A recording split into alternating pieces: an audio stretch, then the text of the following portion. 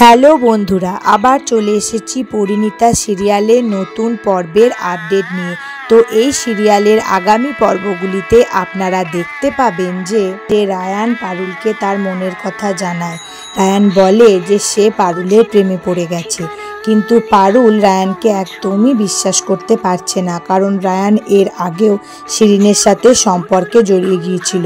তাই পারুল রায়ানকে 7 দিনের জন্য সময় দিচ্ছে এবং মনে মনে এটাই চাইছে যে রায়ান যেন এই 7 দিনে তার মন পরিবর্তন না করে। তো দর্শক বন্ধুরা, তোমাদের কি মনে হয় যে রায়ানের 7 দিন পর মনের পরিবর্তন হয়ে যাবে, অর্থাৎ সে আর পারুলের প্রেমে পড়েছে এই কথা স্বীকার করবে না, নাকি 7 দিন পরও রায়ানের মনের কথা একই থাকবে এবং সে পারুলকে এসে যে কথা বলেছে সেই কথাতেই সে অনড় থাকবে? অবশ্যই আমাকে কমেন্ট করে জানিও তোমাদের কার কি মনে হয়, এবং ভিডিওটি ভালো লাগলে অবশ্যই লাইক করে দিও এবং শেয়ার করে দিও, এবং আরও নতুন নতুন ভিডিও পাওয়ার জন্য অবশ্যই চ্যানেলটি সাবস্ক্রাইব করে দিও। টাটা, আবার অন্য কোনো ভিডিও নিয়ে চলে আসবো।